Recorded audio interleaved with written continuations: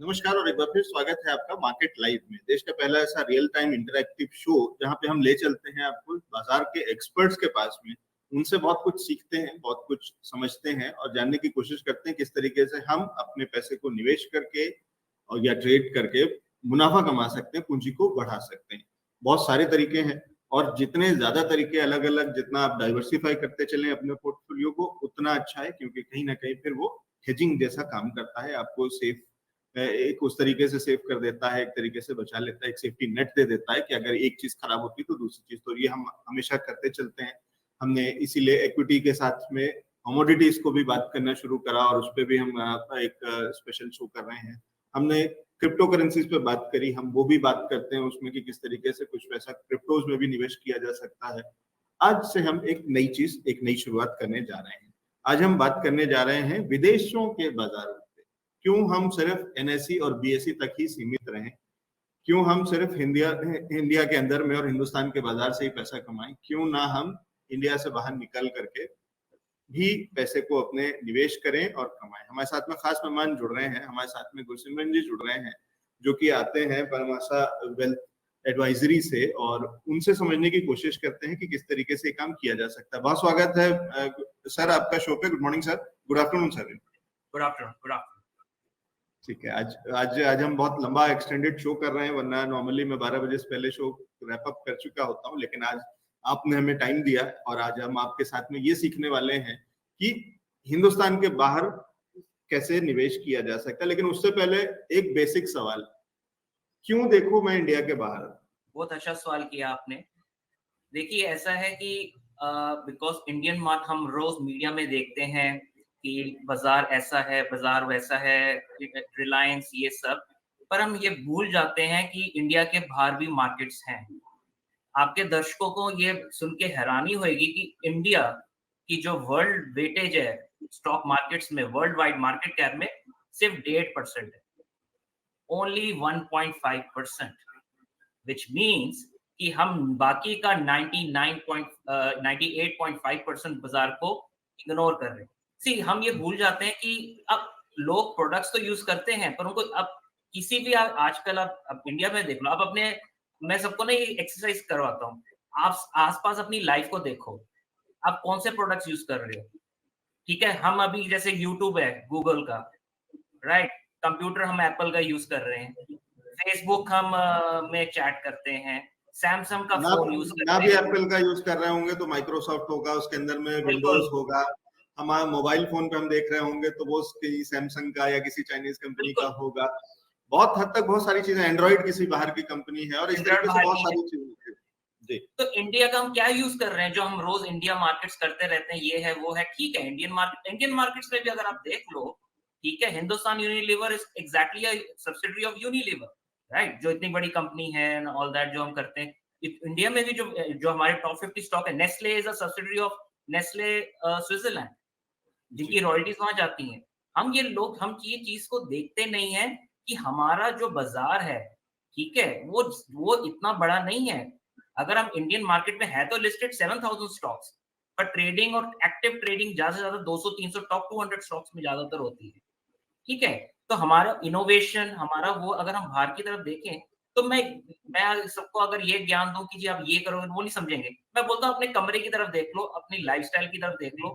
मारुति भी सुजुकी है, ओके मारुति भी सुजुकी है, सुजुकी की सब्सिडियरी है। सो कहने का मतलब है कि जब हम, हमारा वॉलेट शेयर बाहर जा रहा है आउट ऑफ इंडिया, जो बाहर के इन्वेस्टर्स एंजॉय कर रहे हैं, वो हम एज अ इंडियन क्यों नहीं एंजॉय कर सकते? हमारा वॉलेट शेयर जो जा रहा है बाहर की कंपनीज में, उसका डिविडेंड्स मैं क्यों ना लूं? ठीक है, तो मेरा ये कह रहे हैं कि बाजार पे हम, और बाजार जितनी बार गिरता है हम यही देखते हैं कि एफआईआईज ने पैसा निकाल लिया। तो वो एफआईआईज का पैसा आया कहाँ था, कहाँ लगा था बाजार के अंदर में? वो एक पैसा चाहे बाजार के फॉर्म में लगे, चाहे निवेश और ट्रेड के फॉर्म में, या फिर वो कंपनीज के अंदर में लगे, एक बड़ा पैसा। क्योंकि जब सारी दुनिया कहती है इंडिया की ग्रोथ स्टोरी, तो इंडिया की ग्रोथ स्टोरी ठीक है, लेकिन इंडिया की ग्रोथ स्टोरी में एक बड़ा हिस्सा जो है वो बाहर के पैसे का है। मेट्रो जो हमारे साथ में चल रही होती है वो जापान के पैसे से चल रही होती है। मारुति सुजुकी में से मारुति का एम हट गया है, अब एस दिखाई देता है सब पे, और जो पहले हम देखते थे तो वो एम दिखाई देता था। पोजीशन। हाँ, तो वो जो शिफ्ट है, वो वाली सारी चीजें हैं। हम जिन सिस्टम्स को जिस आसपास, वो जो सिमरन जी कह रहे हैं, हम आप आसपास नजर डालें, तो आप जितनी चीजें इस्तेमाल कर रहे हैं उसमें से एक बड़ा हिस्सा, बड़ी बहुत सारी चीजें, भले ही उस पर ब्रांड ऊपर से हो सकता है इंडियन लगाओ, तो भी बहुत हद तक चांसेस है कि उसके अंदर में वो कंपनी कहीं और की हो। तो आप अगर मोबाइल यूज कर रहे हैं, वो मेड इन चाइना भी होगा, लेकिन वो उसकी कंपनी या तो कोरिया की होगी या अमेरिका की होगी, असली पैसा वहां है। मतलब अल्टीमेटली, क्योंकि उसका जो फायदा निकल करके जा रहा है, आप एप्पल का फोन खरीदें, चाहे वो इंडिया में भी मैन्युफैक्चर हो रहा हो, तो केवल लोगों को नौकरी मिल गई, एक चीज है। इंडिया के अंदर में कुछ पैसा आ गया, उसका इन्वेस्टमेंट आ गया, क्योंकि यहाँ पे उसकी वो शुरू हो गया, उसका प्लांट शुरू हो गया, बिल्कुल ठीक बात।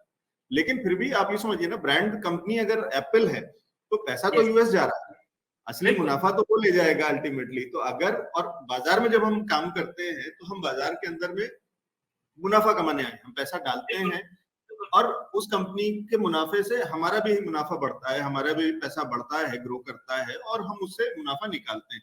क्यों हम सिर्फ इसी में देखें? और गुरसिमरन जी एक बड़ी इंपॉर्टेंट चीज कह रहे हैं कि 2% भी नहीं है हमारी ताकत, तो पूरे हिंदुस्तान के सारे पैसे की, सारे निवेश की ताकत, या वो बाजार, सारी दुनिया के बाजार के कंपैरेटिवली, तो हम क्यों सिर्फ 2% में पैसा डाल रहे हैं? कितना बड़ा रिस्क ले रहे हैं कि अगर ये निवेश अगर खराब होता है, अटकता है, कुछ भी होता है, कोई नुकसान होता है, तो हम तो अटक गए। हिंदुस्तान के ही हमने भले ही कितना डाइवर्सिफाई अपना पोर्टफोलियो किया हो, हम कहते हैं कि हमने रियल एस्टेट में भी लगाया, हमने इसमें भी लगाया, हमने ये शेयर, वो share, mid cap, small cap, blue chip, सब कुछ कर लीजिए, अल्टीमेटली सब इंडियन कंपनीज है। हमारा ग्लोबल लीडर कोई है ही नहीं हमारी निफ्टी 50 में। अगर आप अगर फॉर एग्जांपल मैं एक सिंपल सा पॉइंट और ऐड करूंगा इसमें, अगर आप हमारे निफ्टी 50 के कॉम्पोजिशन को आप देखें, ठीक है, सबसे बड़ा कंट्रीब्यूशन है हमारे निफ्टी 50 का 35 to 38% BFSI, banking, financial, insurance services, जो लोकल फैक्टर्स पे चलती है, राइट। फिर ऊपर से 10% रिलायंस को ले ले, जो which want to become Netflix, AT&T, Exxon Mobil, Walmart, all into one. ठीक है, बहुत ही मतलब कॉम्प्लिकेटेड स्ट्रक्चर है। फिर एक हिंदुस्तान यूनिलीवर ले लें, टीसीएस ले लें, तो 30-40% तो एचडीएफसी के दो वो ले लें, तो 40% तो मेरी सिर्फ 6-7 कंपनीज में ही है कंसंट्रेशन रिस्क, और निफ्टी उसकी वजह से ही चलता है। ठीक है, तो उसमें हम देख चुके हैं सर, अभी पिछले हफ्ते में ही सिर्फ 3 स्टॉक्स ने गिरावट दिखाई, और वो 3 शेयर जो हैं वो पूरे बाजार को नीचे ले गए।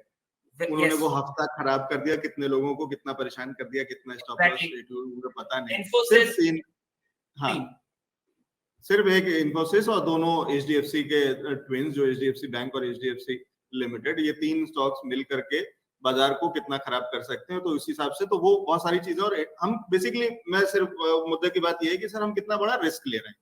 ये अल्टीमेटली मेरा पैसा जो मैंने बाजार में लगाया है, मैंने ट्रेड किया है या इन्वेस्ट किया है, वो ऐसी जगह पे लगाया हुआ, ऐसे बाजार में लगाया है जो कहीं 1 से 2% है। डाइवर्सिफाई हम लाख कर रहे हैं, लेकिन इंटरनल इसी 2%, 1.5% के अंदर में डाइवर्सिफाई कर रहे हैं, तो फायदा क्या हुआ?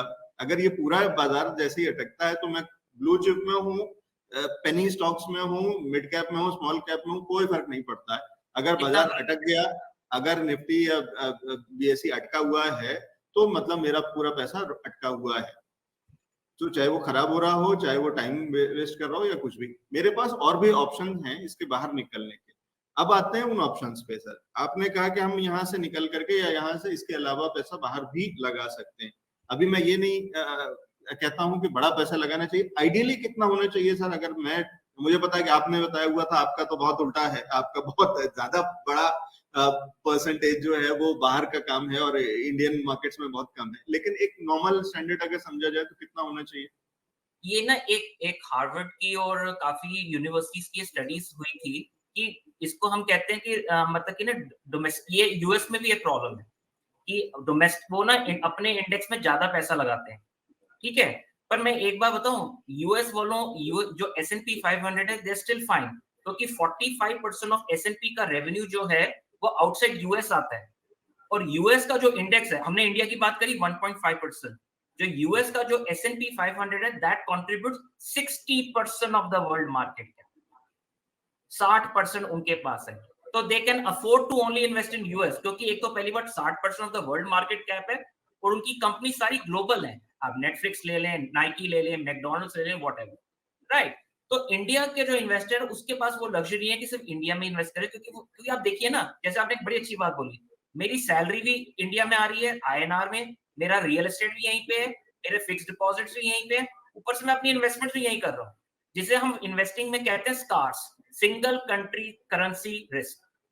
ये नहीं होना चाहिए, हमारा पैसा डिवर्सिफाई होना चाहिए, राइट? तो ये जो होता है ना डोमेस्टिक का, कि हाँ क्योंकि हम इंडिया में, तो हम इंडिया में ज्यादा दें, क्यों हम इंडिया में ज्यादा करें? ये काफी एनालिस्ट कहते हैं कि आप बाहर सिर्फ 10% या 20% आप लगा दें, इंडिया में आप 80% लगाएं। क्यों भाई? वाई? हमारा पैसा लिक्विड होना चाहिए, it should be diversified, right? और सबसे बड़ी बात जो दर्शकों को नहीं पता, INR टू USD डिप्रिसिएशन वो एक्स्ट्रा मेरे को 2% रिटर्न देता है साल का।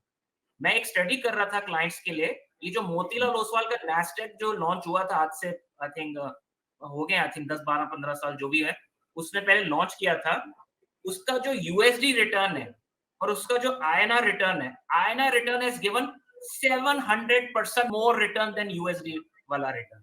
जो नैस्डैक का जो यूएस का, अगर मैं USD रिटर्न्स करूं और उसका मैं मोतीलाल ओसवाल जो INR में वो करता है कन्वर्ट हर रोज, उसने 500-600% ज्यादा रिटर्न दिए, क्योंकि मेरा INR डिप्रिशिएट होता है। ये लोग चीज नहीं बोलते, मेरे को एक्स्ट्रा 2.5% हर साल का बेनिफिट मिल रहा है, क्योंकि मेरी करेंसी डिप्रिशिएट होती है, ये मेरा एक्स्ट्रा बेनिफिट है। प्लस मेरा जो पैसा है वो दूसरी USD डॉलर में है। आपको एक और चीज से सरप्राइज आप होगे, पूरी दुनिया का जो ट्रेड है उसका 65% ट्रेड जो है वो USD डॉलर में होता है। तो USD dollar is the strongest currency. यहां से मैं सिर्फ अपना करेंसी रिस्क नहीं कर रहा, करेंसी का रिस्क भी स्टेबल कर रहा हूं। मेरा सारा पैसा INR में नहीं है। आपने देखा होगा टर्की में लीरा को क्या हुआ, श्रीलंका में क्या हो रहा है, रशिया में क्या हो रहा है, ये कंट्री। तो मैं इस पे आ रहा हूं सर। तो ये इंटरेस्टिंग चीज आपने बता दी कि दो चीजें हैं, मैं एक्चुअली डाइवर्सिफाई कर रहा हूँ। अभी तक हम जिसको डाइवर्सिफिकेशन कहते हैं वो कहीं ना कहीं इसी के बीच में है। ये वही वाली थाली है कि जिसमें ठीक है कि ये तो पूरी थाली तो है, लेकिन थाली में है क्या कि एक तरफ दाल है, एक सब्जी है, एक कुछ पापड़ है, सलाद है और वाली सारी चीजें। अल्टीमेटली ये सब नॉर्थ इंडियन फूड की एक थाली बनी हुई है। तो अभी तक तो हम वेज और नॉन वेज की भी थाली एक साथ हमने नहीं करी। उसके बाद इंडियन फूड और कॉन्टिनेंटल फूड और वो वाली थाली नहीं करी। एक्चुअल बुफे तो तब है जब हम सारी दुनिया के बाजार को लेकर के तब उसमें से बनाए अपनी थाली। तो वो होना चाहिए कि सर मैं यहाँ से कुछ इटालियन भी उठाऊं, कुछ फ्रेंच भी उठाऊं, कुछ चाइनीज उठाऊं, सब तरीके का खाना, तब तो मेरी थाली थाली बनती है।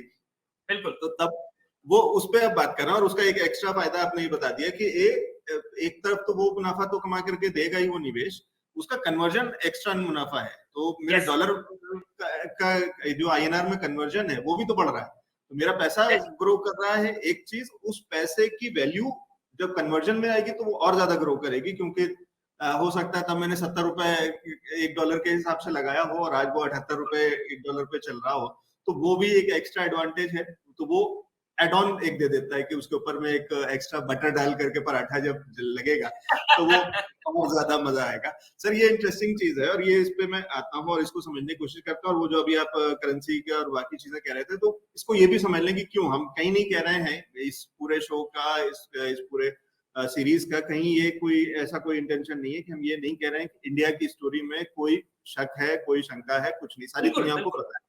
बिल्कुल, तो उसमें कोई दिक्कत नहीं है। जब वो लिस्ट आती है कि कौन कितने GDP किसकी ग्रोथ कितनी रहेगी, तो अभी भी हम बाकियों से ज्यादा है। बहुतों की तो नेगेटिव में भी ग्रोथ है, बाकियों की बहुत कम ग्रोथ है।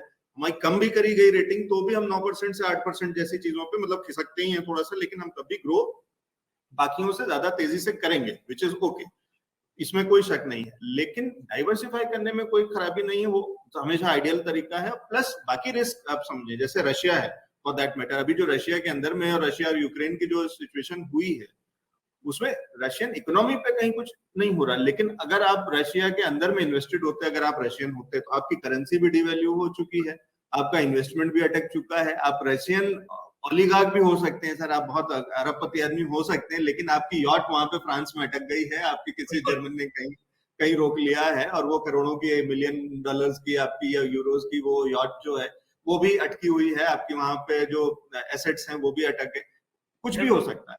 सो हमेशा तैयार रहें, और इसमें तैयारी रहने में हम हमेशा, हिंदुस्तानी लोग हमेशा तैयार रहे। शुरू से हमने वही सुना था कि हमेशा घर में गोल्ड रखा जाता था, कुछ ऐसी चीजें कहीं छिपा करके, कुछ सिल्वर में। क्यों ज्वेलरी का शौक इतना सारा इंडियंस को होता है? क्योंकि वो एक तरीके की सेफ्टी होती है कि कभी मैं और कुछ होना हो, मैं अगर अपने जो हाथ में मेरे गोल्ड है उसको पहने पहने मैं निकल जाऊं तो मेरे पास कुछ तो ऐसा है हमेशा कि मैं जब निकलता हूँ अपने घर से तो मेरे पास है। तो ये सारी चीजें बढ़िया है। क्यों करना चाहिए वो आपने बताना शुरू कर दिया।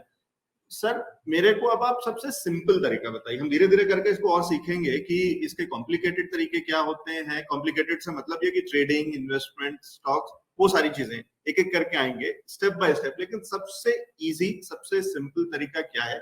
और इसको मैं इसलिए भी पूछ रहा हूँ, एक सवाल आया हुआ है जो मैं आपको पढ़ के बता दूं, लाइव सवाल है। गौरव जी हैं जो कि हमारे साथ में भोपाल से जुड़ते हैं, वो पूछ रहे हैं सर कि इंटरनेशनल मार्केट्स की वोलेटिलिटी को कैसे टैकल करा जाए। क्योंकि जब हम न्यूज आती है, अभी हमने देखा नेटफ्लिक्स एक दिन में 35% गया, फेसबुक एक दिन में 20% से ज्यादा गया। तो सर ये जो वोलेटिलिटी है, और वो भी उन बाजारों की जहां जिनके टाइमिंग भी बहुत अलग है, उनकी खबरें भी बहुत अलग है। हम अपना रिलायंस में क्या हो रहा है, अडानी में क्या हो रहा है, हमें ये समझना मुश्किल होता है। अखबार जब तक पढ़ते हैं तब तक बाजार कहीं और खिसक चुका होता है। अब हम नेटफ्लिक्स के कितने यूजर्स बढ़े कि घटे, क्या हो रहा है, अमेजोन में क्या हो रहा है, एप्पल के नंबर्स नए आ रहे हैं, मॉडल क्या बिक रहा है, हम कहाँ तक क्या क्या चीजें समझते रहेंगे। इस वोलेटिलिटी को कैसे मैनेज करें, समझा कैसे जाए, काम ना बढ़ाइए और इजीली कैसे किया जाए वो बताइए। बिल्कुल। सी, बाहर इन्वेस्ट करने के तरीके बहुत हैं और इन्होंने बड़ा अच्छा सवाल किया है कि इन्वेस्टमेंट में फॉर एग्जांपल स्टॉक्स रिलेटेड भी हो सकता है, इंडेक्स रिलेटेड भी हो सकता है। अब फॉर एग्जांपल जैसे आपने मुझसे सवाल डायरेक्ट पूछा कि वो सबसे इजी तरीका कौन सा है, मैं आपको बताता हूँ सबसे इजी तरीका कौन सा है जो यूएस में भी, अमेरिका, यूरोप वगैरह में भी लोग करते हैं। उनके जैसे हमारा प्रोविडेंट फंड्स होता है, उनके होते हैं 401k प्लान्स, या मतलब आईएसए जैसे यूके में हो गया। तो उनका जो सबसे बड़ा इन्वेस्टमेंट होता है वो होता है इंडेक्स फंड। ठीक है, S&P 500 या इंडेक्स फंड होता है जिसमें यूएस की टॉप 500 लार्जेस्ट कंपनीज हैं, राइट। तो पहली बात, वॉलेटिलिटी जो है ना, ये ट्रेडर्स के लिए एक नेगेटिव हो सकता है, पर इन्वेस्टर्स के लिए उसका फ्रेंड होता है। ये मैं हमेशा इसको वॉलेटिलिटी नहीं कहता, मैं इसको सेल कहता हूँ। ये मेरे लिए सेल है, राइट। जब कोई चीज अच्छी बिक रही हो, volatility is my friend in investing, not in trading. Trading में भी हम उसको इनवर्स ईटीएफ ले सकते हैं या पुट्स ले सकते हैं उसको करने के लिए। बट सबसे आसान तरीका आपने जो मुझसे पूछा डायरेक्ट क्वेश्चन, मेरे हिसाब से सबसे आसान तरीका बाहर की मार्केट में इन्वेस्ट करने का, अब म्यूचुअल फंड्स भी मत लें क्योंकि म्यूचुअल फंड में भी फंड मैनेजर का रिस्क होता है। मैं आपको बता रहा हूँ, दुनिया का सबसे बड़ा जो फंड है उसमें आप बिलीव नहीं करोगे, it has 1 trillion US dollars. 1 trillion US dollar है उस फंड में, ठीक है।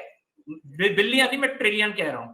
तो वो है यूएसए, वो है क्या कहते हैं वैनगार्ड का, आपका क्या कहते हैं VTi, Vanguard total market fund, जो पूरी यूएस मार्केट का इंडेक्स फंड है। तो वो इंडेक्स फंड में सबसे बड़ी सारी दुनिया का पैसा लगा हुआ है, तो वो ज्यादातर लोग वही लेते हैं। वो सबसे सिंपल तरीका है। मैं आपको बताता हूँ, 30 साल पहले जब मैंने मार्केट ज्वाइन करी थी तो 5 टॉप कंपनीज होती थी, जीई, एक्सॉन मोबिल, आपका क्या कहते हैं एटी&टी, आईबीएम। आज टोटल मार्केट टोटली डिफरेंट है। तो इंडेक्स फंड क्या करता है, जो भी कंपनीज ऊपर नीचे हो रही है उस हिसाब से वो टैकल अपने आप करता रहता है। तो सबसे आसान तरीका जो है इन्वेस्ट करने का वो है S&P 500 इंडेक्स फंड लेने का, जो आज इंडिया में अवेलेबिलिटी है जिसकी। काफी फंड हाउसेस ने लॉन्च किए हैं फंड्स। जैसे आप अपना रेगुलर रिलायंस का फंड ये एक्सिस का म्यूचुअल फंड लेते हैं, कोटक का लेते हैं, वैसे ही। तो वो सबसे आसान तरीका है फंड लेने का। तो आप ये कह रहे हैं सर, ये वैनगार्ड का टोटल वर्ल्ड स्टॉक ईटीएफ ये मैं ले सकता हूँ, ये सबसे इजी तरीका है? ये डिफरेंट फंड है, ये है दुनिया का फंड। मैंने अभी आपको जो वो ये है वीटी, जो मैंने आपको बताया है वीटीआई, वैनगार्ड टोटल मार्केट, वो यूएस का फंड है। मैं एग्जांपल दे रहा था क्योंकि आपके दर्शक का सवाल था, क्योंकि ये अवेलेबल नहीं है अभी इंडिया में। ये अभी इंडिया में, हाँ, वीटीआई अगर इसमें करेंगे आप तो ये आपको टोटल मार्केट फंड दिखाएगा इंडिया इसका। हाँ, ये नीचे 0569 0970 0970, ठीक है। ये फंड अभी इंडिया में लॉन्च हुआ है। आई मीन इसके काफी इंडिया में, जैसे अभी ये नावी म्यूचुअल फंड एक नया निकला है, ठीक है, जो उन्होंने टाई अप करा है, उन्होंने अभी ये लॉन्च इंडिया में करा है, वीटीआई, ठीक है। मोतीलाल ओसवाल का अभी ये S&P, मैं फिर कह रहा हूँ, ये मैं रिकमेंडेशंस नहीं दे रहा, मैं just as for the education purpose, my disclaimer. आप प्लीज अपनी रिसर्च खुद करें, अपने एडवाइजर्स की को कैसे चेक करें। It is just from for the education purpose I am giving you this names. तो ये मोतीलाल ओसवाल में S&P 500 अभी जैसे लॉन्च हुआ है, वो भी है, और ये भी लॉन्च हुआ है। तो ये बड़ा सिंपल वे है of taking call on US market. इसमें आपको रात को जागने की जरूरत नहीं है, कुछ करने की जरूरत नहीं है। सिंपल जैसे आपके नॉर्मल म्यूचुअल फंड से सिर्फ आपका ऑटोमेटिकली घटता है, सेम इसमें भी आपका ये करेगा। तो ये यूएस की टॉप 5, ये पूरी यूएस का जो टॉप आपके 1000 कंपनीज है उसका ये फंड है बीटीआई। अगर हम नीचे जाएंगे आपको सारी टॉप कंपनीज वो दिखाएगा। एप्पल से शुरू होकर के माइक्रोसॉफ्ट, अमेज़न, टेस्ला, गूगल जो कि अल्फाबेट है, उसके दोनों कंपनीज, और उसके बाद एनवीडिया जिसका ग्राफिक कार्ड और वो सारी चीजें यूज करते हैं, टेस्ला, बर्कशायर, सब है सर, फेसबुक से लेकर। आप वॉरेन बफेट के बहुत बड़े सारे भक्त हैं इंडिया में, तो उसकी आप कंपनी में क्यों नहीं इन्वेस्ट करते? ठीक है, हाँ। तो अब ये इससे बढ़िया पोर्टफोलियो नहीं हो सकता सर, ये सारी दुनिया का पोर्टफोलियो हो गया, और ये सब कुछ एकदम, तो आपने सारी दुनिया पे निवेश कर दिया एक बार में। अब इससे बढ़िया सेफ्टी नेट नहीं हो सकता है कि कोई एक देश, कोई 2 कंपनी, कोई 10 सेक्टर कुछ भी खराब हो रहे हो, बाकी उसको बैलेंस कर देंगे। वही जो चीजें हम बेसिक्स पे, फॉर्मूले पे जो हम म्यूचुअल फंड्स की बात करते हैं या अलग अलग फंड्स की या ईटीएफ्स की बात करते हैं, क्योंकि वो भी कहीं ना कहीं बास्केट पर, इससे बड़ी तो बास्केट नहीं हो सकती ना, ये तो सारी दुनिया की बास्केट हो गई। सारी दुनिया इसमें मैं कह रहा हूँ आपको एलेक्स की, मतलब आप इतना बड़ी बात कि $1 ट्रिलियन है एक इसी फंड में, ऐसे और भी फंड्स हैं, मतलब लगा लो पूरी दुनिया का पैसा है इन फंड्स में, पूरी दुनिया। $1 ट्रिलियन मतलब हमारी म्यूचुअल फंड पूरी अगर साइज भी ले लेना उससे भी कितने गुना ज्यादा। तो कहने का मतलब ये है कि ये क्योंकि पूरी 65% ये जो आपको फंड आप देख रहे हो ना, ये पूरी दुनिया का वर्ल्ड मार्केट कैप का 65% ये कंट्रीब्यूट करता है, सिर्फ यही इंडेक्स। तो पूरी दुनिया का 65% यहाँ पे। और ये कंपनी की एक और, ये इंडेक्स का एक और अच्छी बात है कि 45% ऑफ इनका रेवेन्यू है वो यूएस से बाहर है। तो वही जो आप कह रहे हैं ना इंडिया की ग्रोथ स्टोरी, ये भी लोगों को एक मिसकंसेप्शन है, इंडिया की ग्रोथ स्टोरी, इंडिया की ग्रोथ स्टोरी कहते सब है, पर उस ग्रोथ स्टोरी का फायदा किसको हो रहा है? There is a difference between FDI and FPI. जो आप रोज मार्केट में देखते हैं उठक पटक, वो एफपीआई है, उनको कोई लेना देना नहीं है कि पैसा मैंने लंबा लगाना है, वो ट्रेडिंग मनी है। एफडीआई जो मनी आ रहा है, जो फैक्ट्रीज लगाते हैं, वो डिफरेंट है। अगर इंडिया की ग्रोथ स्टोरी में आपने पार्ट लेना है, ये बड़ा आपको लगेगा थोड़ा सुनने में, अगर इंडिया की ग्रोथ स्टोरी में आपको पार्ट लेना है तो बाहर की कंपनीज में इन्वेस्ट करना पड़ेगा।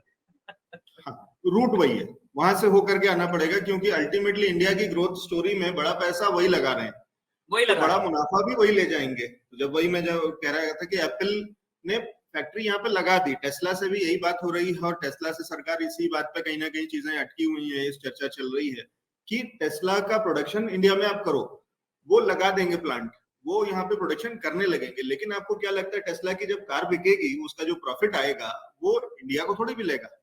बिल्कुल, इंडिया के लोगों को नौकरी मिल जाएगी, हमारे लिए आदि, हाँ हमारी समस्या, और वो भी हमारी समस्या है, तो वो भी हमारे लिए एक अच्छी चीज है। तो नो डाउट अबाउट दैट कि वो भी एक अच्छी चीज है कि टेस्ला का प्लांट यहाँ लग जाएगा, टेस्ला में लोग नौकरियां कर रहे होंगे, इंजीनियर से लेकर के वर्कर्स तक, और ऊपर से लेकर के नीचे तक सब तरीके के लोगों को, बहुत हजारों लोगों को नौकरी मिलेगी, बहुत सारा पैसा, क्योंकि बहुत सारा सामान उसके अंदर में जो इस्तेमाल होगा, तो बहुत सारा कुछ लोकली सोर्स करेंगे निश्चित रूप से, तो वो सारी चीजें। लेकिन आज भी जो मारुति की भी जो गाड़ी निकलती है उसका भी शायद मेरे ख्याल से इंजन बाहर से ही बन के आता है।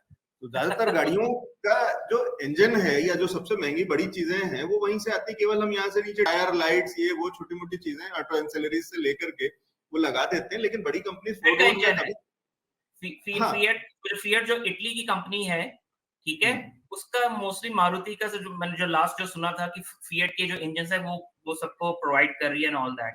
तो थ्रू फिएट, फोर्ड, मित्सुबिशी, ये कुछ एक ऐसी कंपनीज हैं जो जिनके इंजन सब में लगे हुए हैं। तो आप इंजन कोई भी गाड़ी खरीदें, आपको इंजन इन्हीं में से किसी का लगा हुआ मिलेगा, केवल ऊपर से गाड़ी चेंज होती है।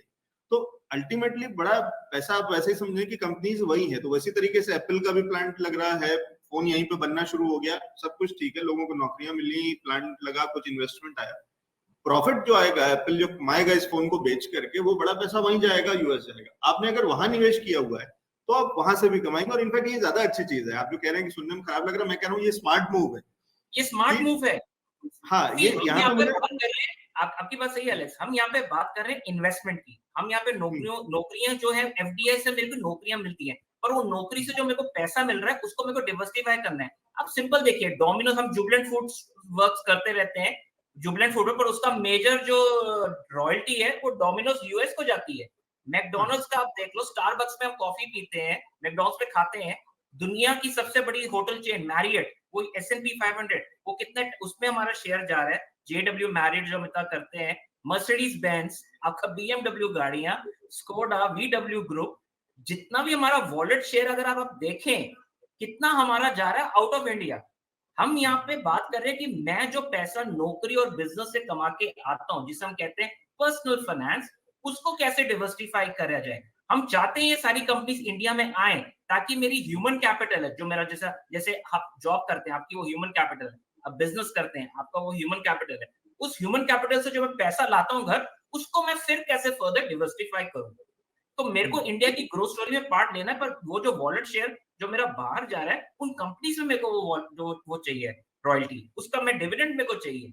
तो that's how the investing is invest. तभी हम कहते हैं इन्वेस्टिंग को आप इंडिया की ग्रोथ स्टोरी से मत लिंक करो। Investment is beyond that. हमें पूरी दुनिया का शेयर है ना। मेरे को फार्मा कंपनी चाहिए स्विट्जरलैंड की, मेरे को FMCG कंपनी चाहिए यूके की, मेरे को मैन्युफैक्चरिंग कंपनी चाहिए कोरिया की, मेरे को टेक सेक्टर चाहिए यूएस का, जैसे आपने बोला थाली, मेरे को सब चाहिए।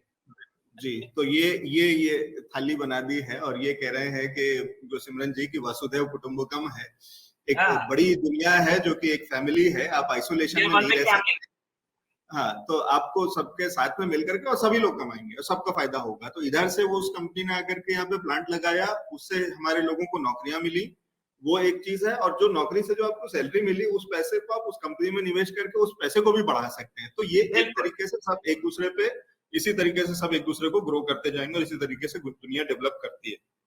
अब मुझे सर चलते चलते बहुत इजी तरीका, सबसे सिंपल पहला स्टेप, अगर मैं डाइवर्सिफाई करने के लिए कुछ पैसा निकाल लूं, अपने जो 100 रुपए मैं बाजार में लगाता हूँ, निवेश करता हूँ, उसमें से 2 रुपए या 5 रुपए मैंने बाहर निकाले, ये पैसे मैं कहाँ डाल सकता हूँ? बिल्कुल सिंपल इजी तरीके से, जो कि मैं लगा करके सो जाऊं और मुझे कोई चिंता नहीं होनी चाहिए, और लगाऊंगा।